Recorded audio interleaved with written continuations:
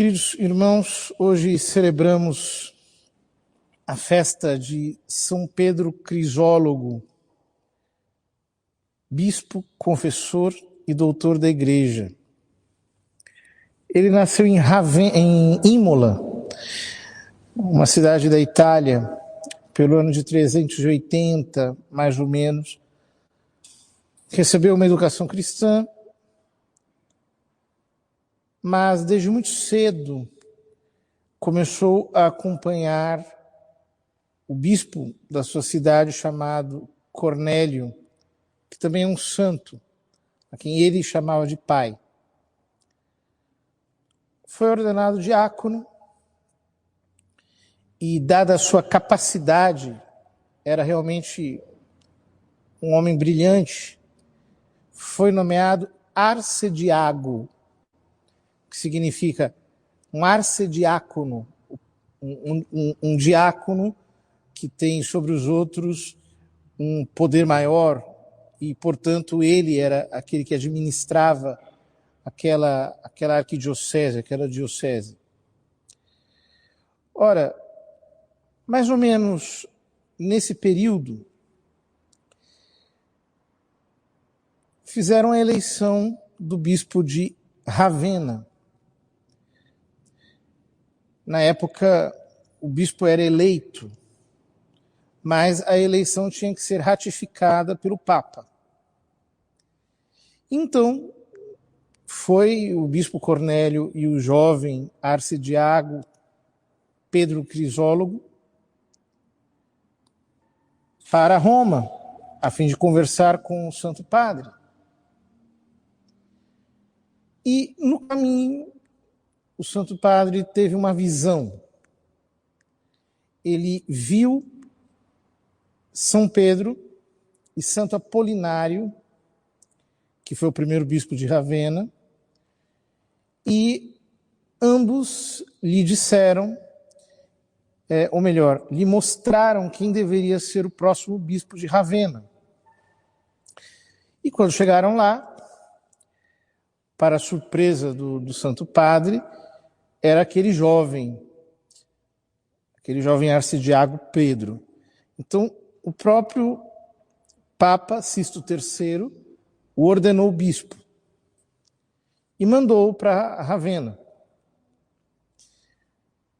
Chegando lá, na entrada triunfal, ele se notabilizou pelo seu serviço episcopal, com uma caridade pastoral tremenda, mas, sobretudo, pelos sermões que ele fazia. E por isso ele recebeu do povo este codinome, Crisólogo, que significa palavras de ouro. Porque, de fato, ele pregava muito bem, a tal ponto que a mãe do imperador, o Império Romano do Ocidente, na época, era sediado em Ravenna, chamava Gala Palacina.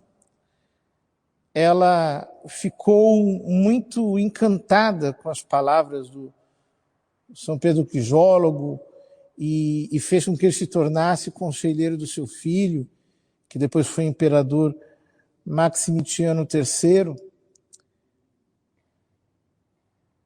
E não eram tempos fáceis, porque ali o império estava cercado pelos bárbaros. Naquela região, sobretudo, era a região dos vândalos, dos godos, dos hunos, os quais eram hereges.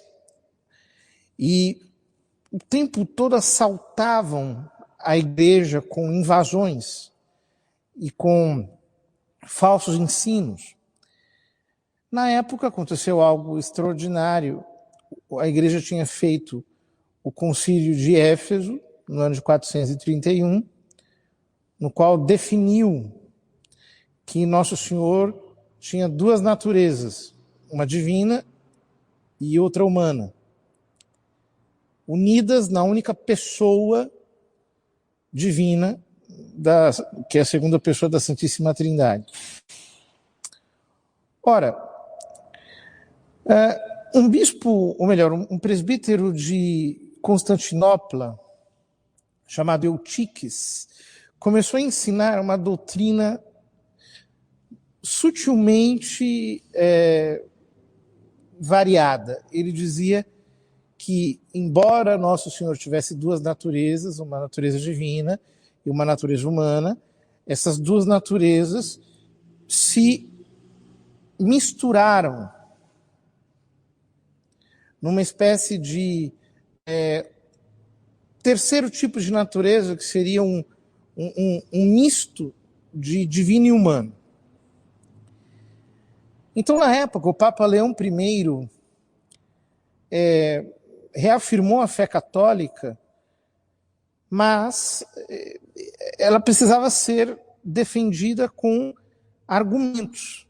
Foi justamente São Pedro Crisólogo que escreveu e argumentou e refutou aquilo tudo e colocou as coisas em claro. Assim como São Cirilo de Alexandria brilhou no Concílio de Éfeso, São Pedro Crisólogo preparou, por assim dizer, aquele que seria depois o Concílio de Calcedônia.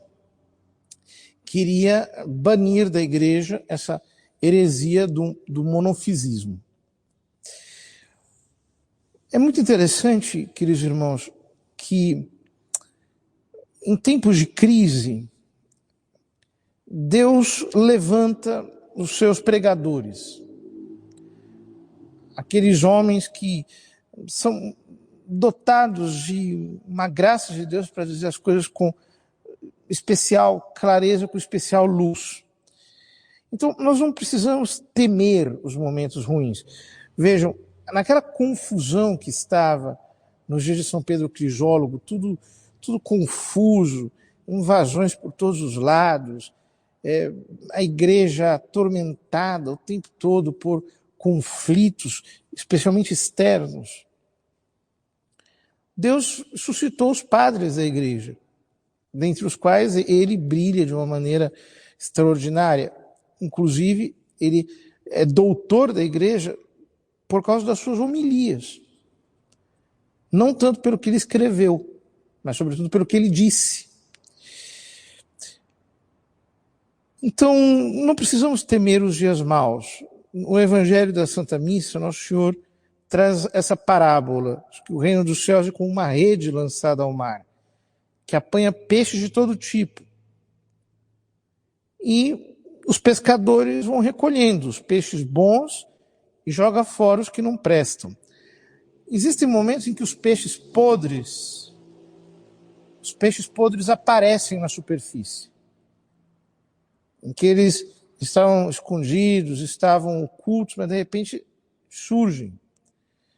E quando isso acontece, nós vamos entender que Deus, de alguma maneira, os está separando, porque a vida de Deus está nas profundezas, está dentro da água.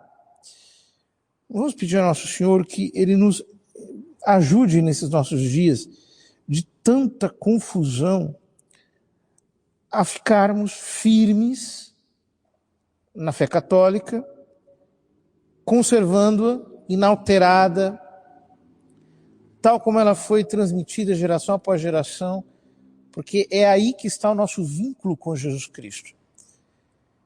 E da nossa parte, não sejamos tímidos em professá-la, mesmo quando isso exigir de nós maior coragem, porque Deus nos dará graça de defendê-la, de defini-la, de sustentá-la, para que nós entreguemos esse depósito às gerações que virão. Porque é Deus quem nos vai moldando, é Ele que nos vai constituindo, é Ele que nos vai fazendo. E na sua mão, nós precisamos ser maleáveis. Continuemos firmes, cumprindo o nosso dever, mantendo a nossa posição sempre. Mesmo que, olhando em cima do rio, nós vejamos muitos peixes podres. Não nos importemos com isso, que embaixo há ainda muitos peixes vivos, e são estes que garantem a saúde do rio.